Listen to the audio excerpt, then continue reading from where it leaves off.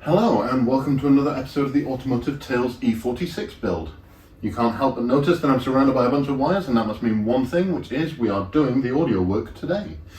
Take a look, you can see there's a fair amount going on around here, and I thought we could step through each part of this before we go out and take a look at what we're going to do.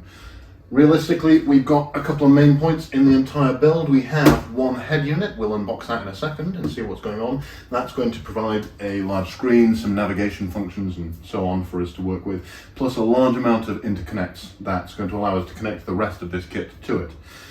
Head units have come on an awful long way since that business CD unit that's going on in the E46 at the moment. And realistically, I wanted a bunch of extra functionality, but mostly I wanted some better audio out of it, and that was something that unit probably just wasn't going to be able to manage. We've also got here an Alpine amplifier.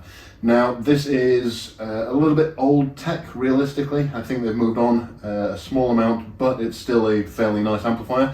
This is a 4+1, so in other words, it will do 4 speakers around the car, plus 1 subwoofer. Now, a lot of people will hear the term subwoofer and think it's all about large booming bass and keeping your neighbours up late at night, but realistically that's not what it's about, particularly in a convertible where you've got no ability to keep that bass in the car. The speakers themselves in the doors aren't necessarily going to be able to keep up and provide that bass without taking on a lot of noise that they don't need to be producing. And if you really want that clarity, you need to offload those noises off to a subwoofer and allow the speakers to just do their job in the door. Now, they're not necessarily that great at producing low frequency sounds because they're quite small, and the larger the speaker gets, the better it is at producing low frequency sounds. So realistically, that is a much better option. You'll also see here I have the control knob for that subwoofer. So when you bolt that into that amp, that allows me to sit in my driving seat without going around to the boot and fiddling with it. For me, I listen to a lot of different music, and that music needs different setups. For example, if I'm listening to something particularly bass heavy, I'll probably look to turn it down quite a lot, whereas I tend to listen to a lot of 80s R&B, which was mastered for 80s stereotype systems and probably doesn't have that much of a bass heavy master, and sometimes you'll want to turn that up a little bit. You'll also see here a decent chunk of wiring. I've picked this up as a wiring kit, even though I don't necessarily need these awful little phono cables that came with it, but we'll see where we go with there. That consists of an amp on wire, which is going to tell the amplifier that the stereo system is turned on, and the amp will turn itself on to go with that. I've also got this, and it is 4-gauge cable. Now, a while back I did an amplifier install in an AW11 MR2, and I used 10-gauge cable, which should have been rated fine for it. And I had a bit of an incident on the motorway where the amplifier stopped working, and when I pulled in, the 10-gauge cable that was supposed to be the right rating had got so hot that it actually melted and curled up on itself. Bearing in mind this is permanently connected to the battery, it had melted around the fuse, and I'm just very lucky it hadn't shorted, because that probably would have started a fire in the electrical system somewhere, which really isn't great.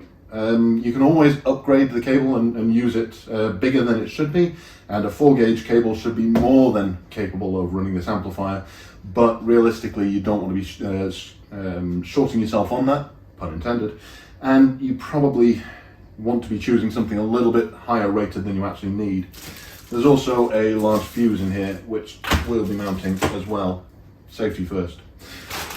Over here I have a couple of nice long 5-meter phono cables which should get us to the back of the car, which is fantastic, and I'm also going to be using this. Now this is QED QX16/2. It's an American standard. Brits don't have an in-wall standard for audio cable in the house, but this is an American standard for in-house cabling. Now it's well shielded, high grade, 2-channel audio cable, 2-core audio cable, so it's going to be really nicely suited to this job. Probably not what you'd choose if you were just doing it yourself and going out to buy that stuff, but I have this to hand, so I'm going to make use of it, which is absolutely fantastic. In and amongst, I've got a couple of other pieces here as well, which you may have noticed. We have the bits for the wiring kit, so that's going to be there. And over here we've got a bunch of extra little cables. This is for the connectivity piece, so this is going to be about getting an aux in. So that's a 3.5mm jack that I'm going to put somewhere in the car. We've got a couple of USB sockets, because on the back of this there are a couple of USB sockets, so I'm just going to extend them into the car so I can use them. We've also got a wireless charging mount holder, which, you know, whether it works or not, I don't know, but we'll see how that gets on. And we have two rear view cameras. Now, this thing has two different camera inputs. It has a camera input for the front and a camera input from the back, and I thought I'd make use of both of those. The one at the back is a particularly nice item. You can see here it has the standard BMW lamp holder fitting, so realistically it should just clip in place of the one that is in there already and really be quite a neat install, but that cable's still going to need to be run down the car. And here we have the one for the front. I picked something small and inobtrusive, so that's going to sit somewhere in the front grille, just so that when you're inching up towards those curbs and so forth and you really need that understanding of just how close you are, you've got an option. Realistically, probably not going to use it, but whilst I've got this line out, and for the want of the 10 quid that one of these costs, I thought I'd put one in anyway. So whilst we're in here, let's have a look at what we've got. This is the latest and greatest Chinese Android General E46 tablet head unit. It's Android 10, and you can see here it comes with a large amount of tails for a lot of interconnects. I think we're quite lucky that it turns out that it's quite short as a head unit, and I'll take this out of the bag now so we can take a better look at it. You can see here it's got quite a low depth and low depth profile, which means we're going to get plenty of space for mounting, which we're going to need if we've got all of this and half of this lot coming out of the back of it. You can see it's got the E46 style bezels, so it has been made specifically for the E46, although these sort of units are very commonplace now and very easy to pick up for a lot of different cars. Just so happens, as I said, this one is E46 style. And you can see on the front we've got a couple of things like a micro SD slot and an extra microphone and a reset button, because largely it is actually just an Android tablet and it may crash and need to be reset every so often. We've got a couple of extra pieces here that are nice to have because it is E46. We have a connector for the actual E46 harness itself, which we'll see where we get to with that. And we've also got a GPS antenna and a Wi-Fi antenna here. So theoretically, when I'm near my house, I can connect to my Wi-Fi and update various things as I need to.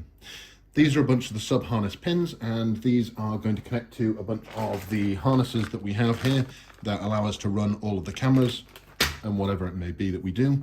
And there's a couple of extra bits here, such as the USB connectivity, which I mentioned earlier, which is going to allow me to connect in for things like CarPlay and actually use that sort of piece as I need to. And again, I'm going to extend these out to the middle of the car so that I can actually use them under the center console when I need to. So we'll get that in and we'll see how it goes. Here you'll see we also have the PDX V9, which is a very nice Alpine amplifier. Now, I've been using Alpine for a good number of years because I find that the sound quality is really quite good. And again, I'm not really about the volume, I'm about the sound quality.